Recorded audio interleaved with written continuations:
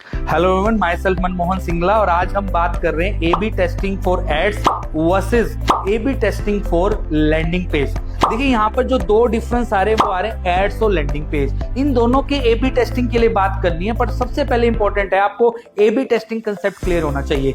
ए B testing का मतलब होता है जब आप एक टेस्टिंग कर रहे हो to find better result, to find which is a better out of 2 out of 4। मतलब अगर आप प्लान ए और प्लान बी कर रहे हैं, अगर आप प्लान ए प्लान बी एक साथ चला रहे हैं और आपको ये पता लग जाए प्लान बी बेटर है, तो आप क्या करेंगे? प्लान ए को स्टॉप करेंगे, प्लान बी को कंटिन्यू करेंगे।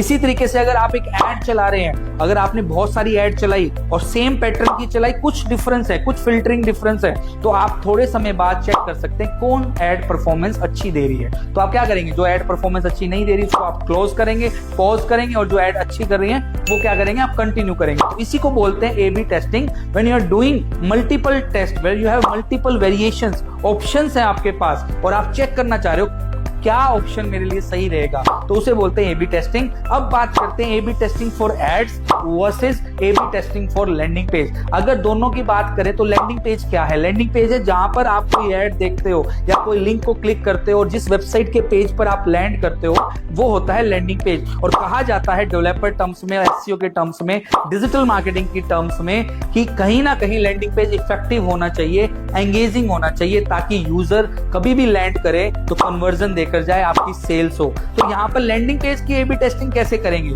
लोग मल्टीपल लैंडिंग पेजेस बनाकर टेस्ट करते हैं कि किस लैंडिंग पेज से मुझे ऑर्डर मिले या सेल मिली या मेरी सर्विस में एनरोलमेंट आई या मुझे लीड्स मिले। दोबारा रिवाइज करते हैं कि आप अलग अलग वेबसाइट के सिंगल पेज बनाते हैं एक ही वेबसाइट डोमेन के ऊपर और आप चेक करते हैं कि क्या डिजाइन, क्या लेआउट मेरे लिए सही रहा, किसमें मुझे ज्यादा ऑर्डर मिले या मुझे किसमें लीड्स या सर्विस एनरोलमेंट मिली। जिसमें ज्यादा मिलते हैं सेम बजट के अंदर, आप वो लैंडिंग पेज क्या कर लेते हैं? ऑप्ट कर लेते हैं।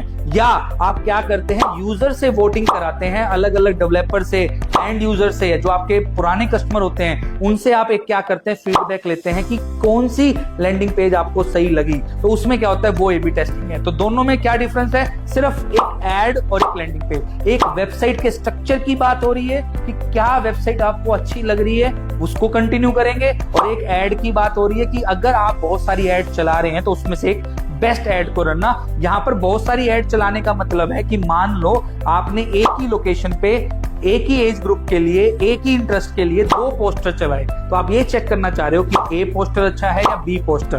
तो अगर ए अच्छा है तो आप उसे कंटिन्यू करोगे, बी अच्छा है तो उसे कंटिन्यू करोगे, और जो अच्छा नहीं है उसे स्टॉप करोगे। इसे बोलते हैं A B testing for ad. और सिमिलरली लैंडिंग पेज, दोनों अपनी जगह है, दोनों की टेस्टिंग। और मैं कहता हूं A B testing very important. ऐसा जरूरी नहीं है कि सिर्फ आप 2 केसेस लें, आप मल्टीपल केसेस लेकर भी फाइनल 1 या 2 केसेस को ऑप्ट कर सकते हैं। होप आपको ये टॉपिक क्लियर हुआ होगा। ऐसी वीडियोस के लिए मेरा चैनल जरूर सब्सक्राइब करें और फॉलो करें। Thank you.